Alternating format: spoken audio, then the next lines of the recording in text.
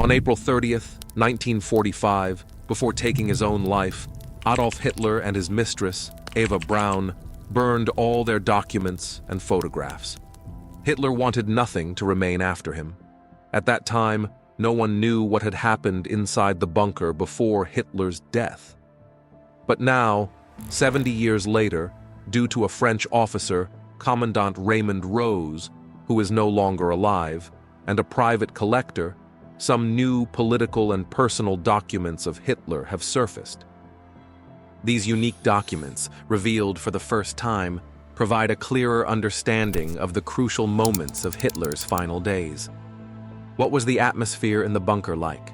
Why did Hitler marry Eva Braun just 24 hours before his death? Who among his closest allies betrayed him in his last 10 days? When did he decide to take his own life? And most importantly, what was the one thing that confirmed to the Allied forces that the dead body indeed belonged to Hitler? Today, once again, welcome back, viewers, to Forgotten Mystery Videos. After Hitler's death, everyone was trying to explore and understand the bunker.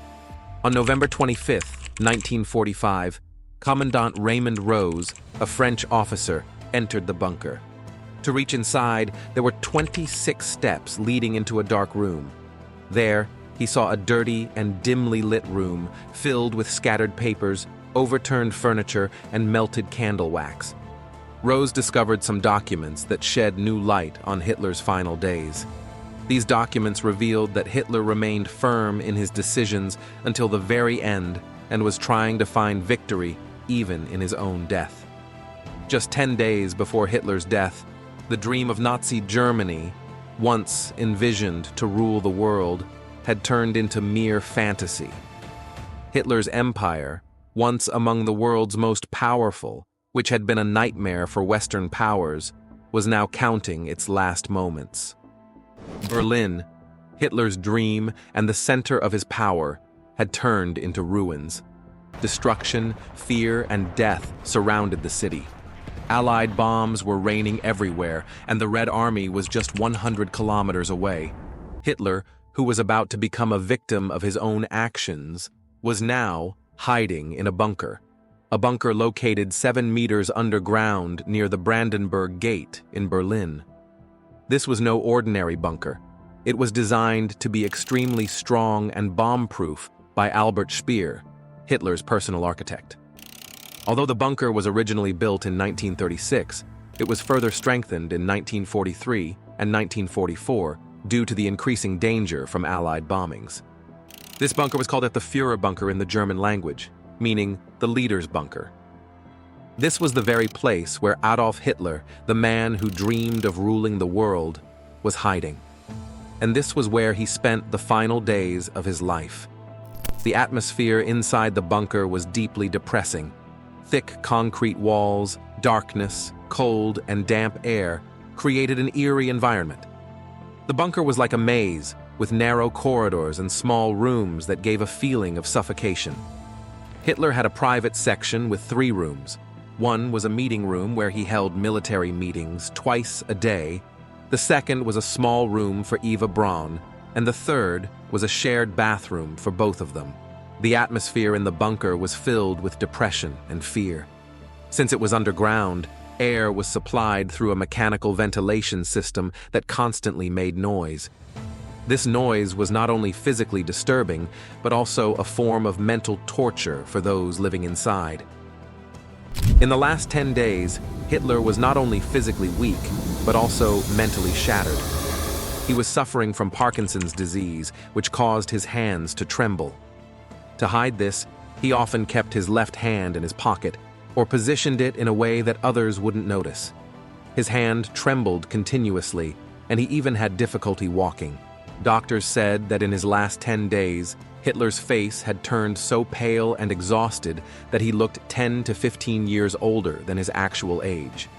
Officers who met him during this time were shocked by his declining health. Even Hitler's personal doctor, Theodor Morell, who was in the bunker, gave him glucose and vitamin injections daily, but they were no longer effective in improving his health. Losing control over his hands was the biggest proof of Hitler's declining morale. The daily routine in the bunker was extremely boring. Every morning, a military meeting was held where his generals updated him about Berlin's worsening situation. The news of losing control over Berlin frustrated Hitler. Hitler's nature was deeply distrustful. He never trusted anyone easily. In his final days, he was worried that one of his generals might betray him, and in reality, this fear turned out to be true. As everyone in the bunker was planning their escape, Eva Braun remained by Hitler's side. Eva had been Hitler's mistress for 13 years. Though they weren't married, she lived with him in the bunker. Experts believe that staying in the bunker was Eva Braun's own insistence, and perhaps Hitler's biggest weakness. Eva was a romantic and emotional woman who wanted to stay with Hitler until the very end. Her letters revealed details about her private life with Hitler. In one letter she wrote, "This place is terrifying, but I am happy because Hitler is with me." Eva's daily routine in the bunker was limited. She mostly spent time in her room, arranging photographs, or sometimes having coffee with Hitler. But her letters show that she often felt lonely. Outside the bunker, Berlin had become a battlefield. Allied bombers attacked the city day and night.